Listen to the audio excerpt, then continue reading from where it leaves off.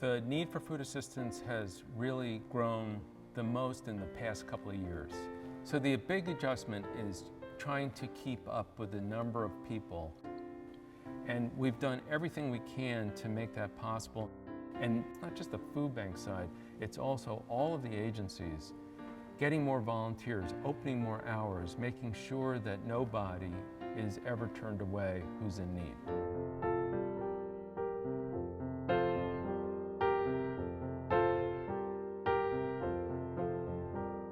Many people don't realize the scope of what we do. We have 180 member agencies that are connected with the food bank all across Rhode Island. The agencies depend on food from the food bank. So we are the warehouse, we are the distributors of all this donated food, and we rely on all sorts of people and organizations for that food. The family that comes by the food bank with a bag of groceries and donates it. We rely on big food drives like the Boy Scouts, the letter carriers, and we depend on large corporate donations from supermarkets and manufacturers, including the national organization Feeding America. We can really leverage the buying power of the other food banks in New England. We're talking about getting food that's much less costly than any individual could possibly buy. And that's also how donors know that we are really stretching their dollar. So for every dollar donated, we can provide 3 pounds of food. And fortunately, because of this fantastic facility, we're able to take every donation. So much of the work is done by volunteers. Every box, every can has to be inspected, sorted, and because we have great truck drivers and great vehicles, we can get the food in and out so that you have 200,000 pounds of food going out of the food bank every week. That's how this whole thing works. Busy day for you, Newport.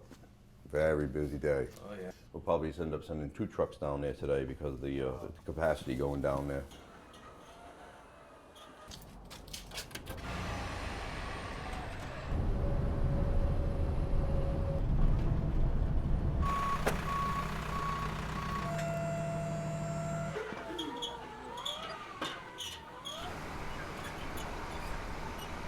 Hey, how are you? Good morning. How are you? Very well, thanks. Hey, Jim, how are you? The hunger problem in Rhode Island is probably a hunger problem in all 39 cities and towns. The thing about this island is everybody doesn't live in a mansion. Everybody doesn't live in condos. In Newport, there's a lot of hospitality and seasonal workers working at the restaurants and the hotels and the motels.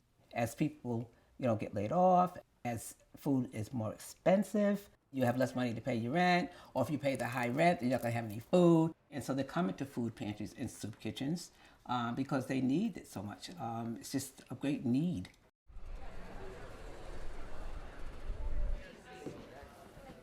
Have a great day. Got him?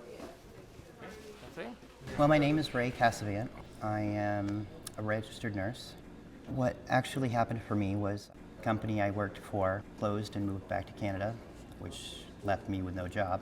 I lost everything all at once. I lost my home, my sustainability, my way to live.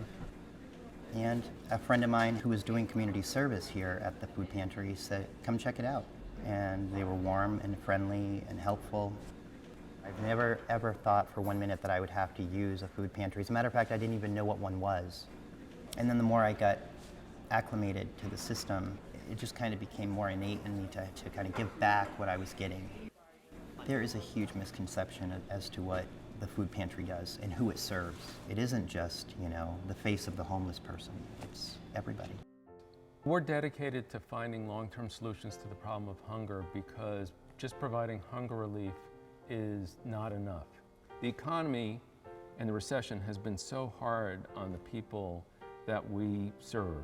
What we really need to get out of this situation is better jobs and better wages. And the community kitchen program is one way that the food bank helps that. That's 14 weeks. and they come out with basic culinary kitchen skills, but they're able to get beginning level jobs in the food industry at restaurants, at cafeterias. It's very gratifying to have community kitchen graduates come back and tell us how well they're doing now. One of my favorite programs is Kids Cafe. Meals are made here in our community kitchen and then packed up and taken over by our trucks to Boys and Girls Clubs in Providence. We don't want kids standing in lines at food pantries. We don't want kids eating at soup kitchens. Kids should get the food they need where they live, learn, and play.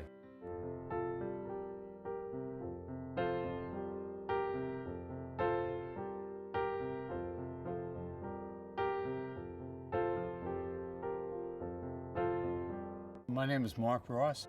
My wife and I have been able to make a financial commitment, and hopefully in our small way we can help the food bank in their various initiatives. In Rhode Island, seems like many of the good manufacturing jobs have left the state, and people are scrambling to work 2 or 3 jobs to support their families, and they're trying to do the very best they can. When you can help even one person, it makes you feel very good. My name's Tanya Martin, and I have been a donor of the food bank probably about 5 years now. And we just felt like it was sort of the most basic way to help those in need in our community, and also just demonstrate to our kids what it means to give, what it means to be aware of those in need, and to really be active in doing something about it. They can understand what it means to be hungry. And so for them to be able to say, okay, here's a can of food that I'm going to give to somebody else, it's something that our children can understand. I think it's important to support the food bank just because I feel that it's just the most basic thing. There's no confusion about it. People need food, you help them out.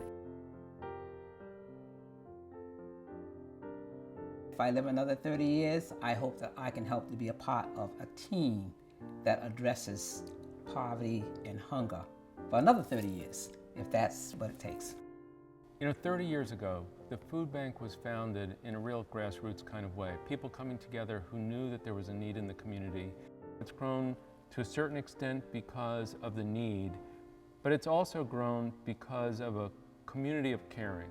People who have stepped up, from individuals to businesses, corporations, and foundations. These folks have seen that they can make a difference by giving to the food bank, by understanding that their gift can go a lot further by being part of an entire community working together to make sure and ensure that no one goes hungry in Rhode Island.